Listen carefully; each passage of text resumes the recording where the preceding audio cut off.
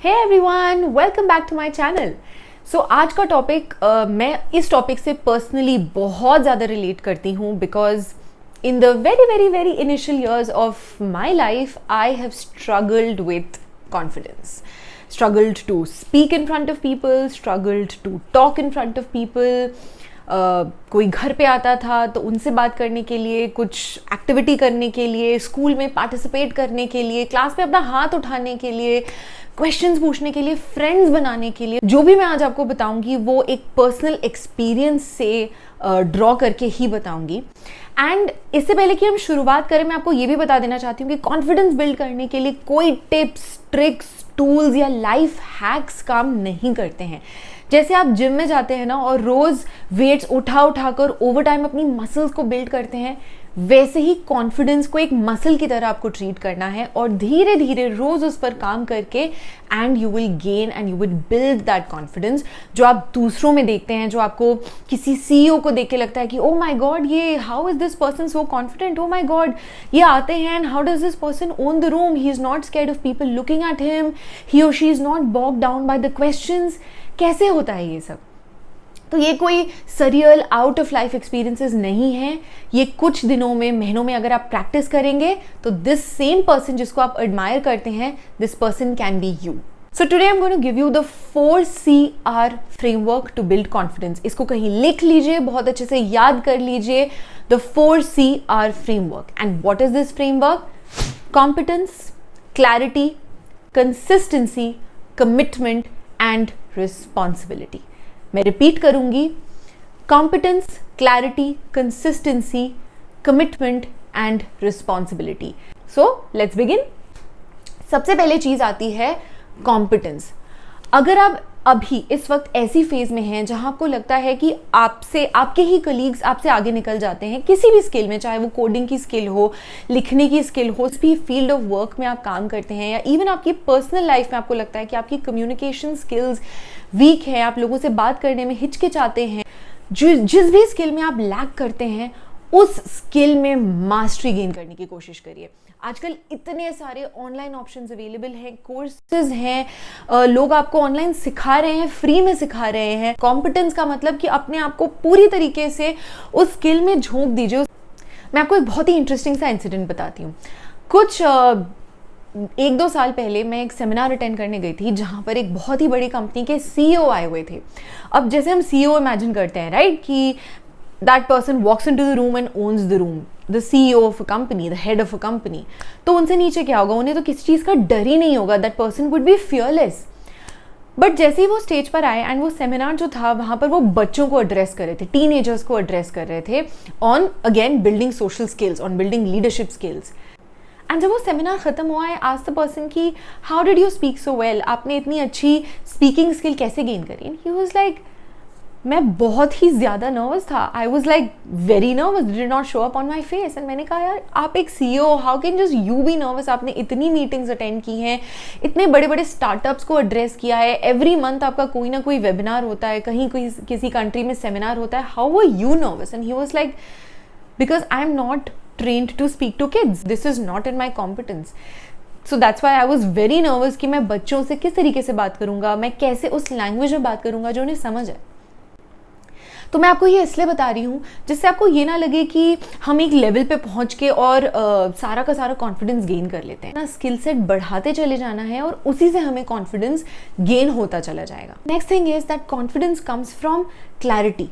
अगर आपके पास अपने गोल्स को लेकर, अपने विजन को लेकर, आपको लाइफ में क्या करना है उसे लेकर क्लैरिटी है, अगर आप रोज एक डायरेक्शन पकड़ के काम करते हैं तो आप कॉन्फिडेंट हो ही जाएंगे।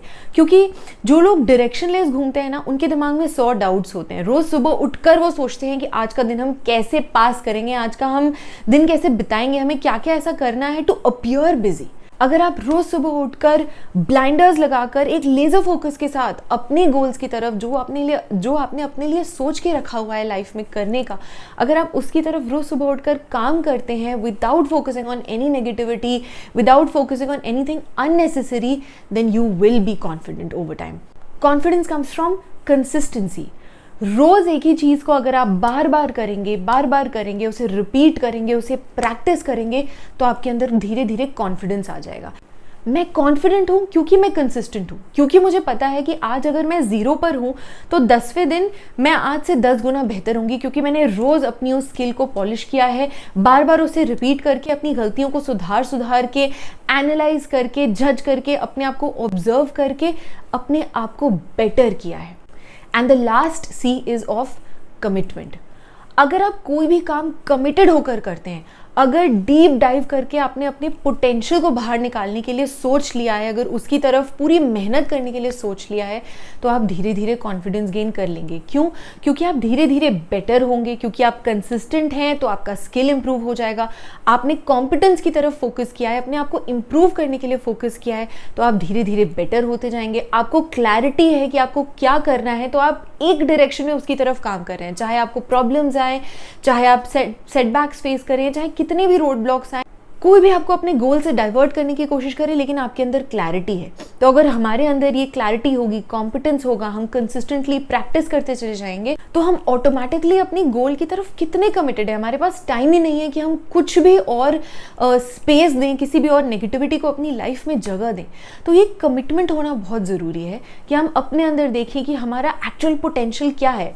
यस, अगर आपके लाइफ में कोई बड़े ड्रीम्स नहीं है, अगर बस जो चीज़ आप कर रहे हैं आप वही चीज़ में खुश हैं, ज़्यादा बड़े आपके एम्बिशंस नहीं है, यू आर परफेक्टली फाइन। आपको ज़बरदस्ती कॉन्फिडेंस गेन करने की कोई ज़रूरत नहीं है। लेकिन अगर आप उनमें से हैं जो अपने आप को प्रूव करना चाहते हैं, अपना पूरा पोटेंशियल इस लाइफ में बाहर निकाल के रखना चाहते हैं, then of course you need to build confidence. एक बहुत ज़रूरी चीज़ यहाँ पे मैं मेंशन करना चाहती हूँ कि अक्सर हम अपनी स्ट्रेंथ्स और वीकनेसेस को एनालाइज करते हैं और हम सोचते हैं कि ओके, ये मेरी 10 में से 7 स्ट्रेंथ्स हैं और ये मेरी 3 वीकनेसेस हैं, तो चलो इन 3 वीकनेसेस पर मैं अपना 100% ऑफ द टाइम फोकस करके अपनी वीकनेसेस को इम्प्रूव करूँगा या करूँगी।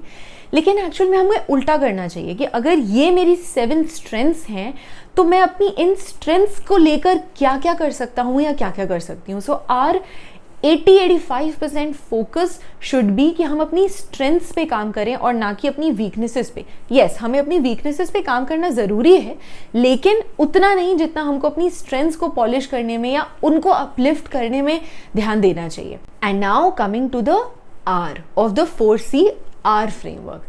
R stands for a very very big word, responsibility. बहुत सारे ऐसे लोग हैं जो कोई भी गलती करते हैं, उनकी लाइफ में कोई भी सेटबैक आता है, तो they always search for heads to blame. They always search कि हमारे कंधे से रिस्पॉन्सिबिलिटी निकल के किसी और के कंधे पर हम डाल दें, एज इफ कि अगर आप किसी और को किसी चीज़ के लिए ब्लेम करेंगे तो आपकी सिचुएशन, आपकी पोजीशन सुधर जाएगी। But you have to understand कि जो लोग सक्सेसफुल होते हैं, जो अपनी लाइफ में अपने गोल्स को पूरा करते हैं, they always own up responsibility. Now you know कि हाँ, ये प्रॉब्लम है, now there is no time to waste, and now अब आपको सीधे आगे और क्या करना है, आपका फोकस उस पर आ जाएगा। जो लोग अपनी गलतियों के लिए कभी रिस्पॉन्सिबिलिटी नहीं लेते, उन्हीं को आप देखेंगे हमेशा वैलिडेशन सीख करते हुए, हमेशा ये सीख करते हुए कि हाँ, मैंने ये अच्छा किया, मैंने ये बुरा किया। लोगों के ओपिनियंस के का प्रेशर उनके ऊपर बहुत रहता है, लोग उनके बारे में क्या सोचते हैं इसका प्रेशर उनके ऊपर बहुत रहता है। But you should be one of those who should be ready to work in silence, own up your mistakes and not get bogged down by that pressure. Okay, अब मेरी एक पर्सनल टिप जो मैं आपको हर वीडियो में देती हूँ, which is like that little flavor of extra cheese on the pizza. मुझे हमेशा ऐसा लगता है कि कॉन्फिडेंस को हमें अपनी प्रोसेस के साथ अटैच करना चाहिए, ना ही अपने रिजल्ट के साथ। क्योंकि अगर आप आउटकम पे बहुत ज़्यादा फोकस करेंगे और गलती से भी अनफॉर्चुनेटली अगर आप फेल हो गए, अगर आप उस आउटकम को अचीव नहीं कर पाए, तो आपका कॉन्फिडेंस 0 पर आ जाएगा। लेकिन अगर आप अपनी कॉन्फिडेंस को अपनी प्रोसेस के साथ अटैच करेंगे, and if you then fail, you will still have these 4 C's and this R to back you up. You will have consistency, you will have clarity of your goals, you will have the competence to start all over again. तो always अपना confidence process से attach करिए, result से नहीं।